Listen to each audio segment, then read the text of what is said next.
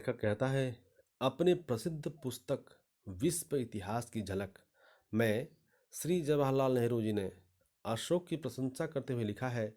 अशोक बड़ा उत्साही बौद्ध हो गया था। उसने इस धर्म के प्रचार में शक्ति भर खूब कोशिश की, लेकिन इस काम में किसी तरह की जबरदस्ती या दबाव का नामो निशान भी नहीं था। वह लोगों के दिल को जीतकर ही उन्हें बौद्ध धर्म का अनुयायी बनाना चाहता था। धर्म प्रचारकों में बहुत ही कम हुए हैं ऐसे बहुत ही कम हुए हैं जो अशोक की तरह सब धर्मों के प्रति इतने उदार रहे हों। लोगों को अपने धर्म में मिलाने के लिए धर्म प्रचारकों ने बल और आतंक तथा धोखेबाजी से काम लेने में कोई हिचकिचाहट नहीं की है। यह याद रख के यह याद करके खुशी होती है कि भारत के एक महासपूत ने, जो बहुत ही धार्मिक और एक शक्तिशाली साम्राज्य का मालिक भी था, लोगों को अपने मत का अनुयायी बनाने में के लिए कैसा मार्ग अपनाया। तो यहाँ लेखक कहता है कि सम्राट अशोक की प्रशंसा आज हर कोई करता है। श्री जवाहरलाल नेहरू जी लिखा हुआ एक पाठ, ये उनके द्वारा लिखी गई एक किताब विश्व इतिहास की झलक। उसमें वह लिखते हैं कि अशोक बड़ा उसमें बहुत प्रशंसा किया है अशोक का। उसमें लिखते हैं, अशोक बड़ा उत्साही बौद्ध हो गया था। हाँ, और उसने धर्म प्रचार में शक्ति भर खूब कोशिश की। बौद्ध धर्म के प्रचार के लिए उसने बहुत कोशिश की, परंतु कभी जबरदस्ती या किसी को दबाव में ला करके नहीं, बल्कि लोगों के दिलों को जीतकर उसने बौद्ध धर्म का अनुयायी बनाना चाहता था, उसने बनाया। और लेखक कहता है कि धर्म प्रचारकों में ऐसे बहुत कम लोग हुए हैं जो अशोक की तरह सब धर्म के प्रति इतने उदार रहे हों। ऐसे कई लोग देखे गए हैं जो अपने धर्म के प्रचार प्रसार के लिए बल का प्रयोग किया हो, आतंक का प्रयोग किया हो, धोखा का प्रयोग किया हो, लेकिन अशोक ने ऐसी कोई चीज नहीं अपनाई। उसने लोगों के दिल को जीत करके बौद्ध धर्म का प्रचार प्रसार किया।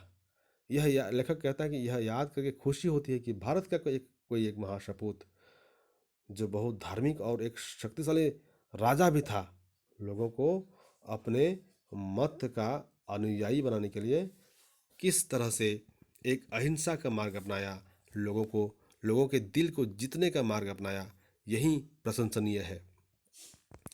आगे लेखक कहता है कि श्री जवाहरलाल नेहरू तथा विश्व के सुप्रसिद्ध इतिहासकारों द्वारा की गई प्रशंसा अशोक की वास्तविक विजय की प्रशंसा है। हिंसा नहीं वरन दया, संकीर्णता नहीं उदारता का मार्ग अशोक ने अपनाया था। विचार थोपे नहीं जा सकते, उन्हें बलपूर्वक स्वीकार करना भी असंभव है। वे केवल प्रेम और भाईचारे से ही फैल सकते हैं। तो अंतिम पैराग्राफ में लेखक संदेश देता है, कहता है कि संसार के सुप्रसिद्ध इतिहासकार, चाहे जवाहरलाल नेहरू, जो भी अशोक की प्रशंसा किया हो, हाँ, लेकिन अशोक की वास्तविक विजय की ही प्रशंसा की गई है। जो अशोक की प्राथमिक जीवन जो था पहले, उस समय की प्रशंसा कोई नहीं करता। उसके बाद वाले जीवन, चेंज होने के बाद जो जीवन उसने जिया, उसी की प्रशंसा सभी ने किया है। और लेखक संदेश देता है कि आज भी हिंसा नहीं वरन दया, मतलब हिंसा से नहीं, दया से, संकीर्णता नहीं उदारता का मार्ग। संकीर्णता मतलब अपने मन में मैंने छोटे भावना, संकीर्ण भावना, ऐसा नहीं, बल्कि उदार चेता होकर के, उदार भावना ला करके अशोक ने अपना राज्य कार्य किया, अपने धर्म प्रचार का काम किया था। तो लेखक कहता है कि कोई भी विचार थोपे नहीं जा सकते, उन्हें बलपूर्वक स्वीकार करना भी असंभव है। वे केवल प्रेम और भाईचारे से ही फैल सकते हैं। अगर आप भी कोई किसी धर्म के बारे में, किसी सिद्धांत के बारे में अगर प्रचार करना चाहते हैं, तो किसी को बलपूर्वक उसे अगर स्वीकार करने को कहा जाए तो वह कभी स्वीकार नहीं करेगा, बल्कि प्रेम और भाईचारे की भावना से यह सब स्वीकार करवाया जा सकता है। तो यह था अशोक की वास्तविक विजय। यहाँ पर कुछ शब्दार्थ हैं जिन पर आप लोग जिनको आप लोग देखें, उसको पढ़ें और उन शब्दार्थों को जान करके इस पाठ को फिर से एक बार रीडिंग करें और उसको समझने की कोशिश करें। इस पाठ से हर बार परीक्षा में प्रश्न आया करता है। आप लोगों को इसको बार बार रीडिंग करना होगा, पढ़ना होगा और तभी आप लोग इस पाठ के जो प्रश्न है उनका उत्तर आप लोग कर पाएंगे।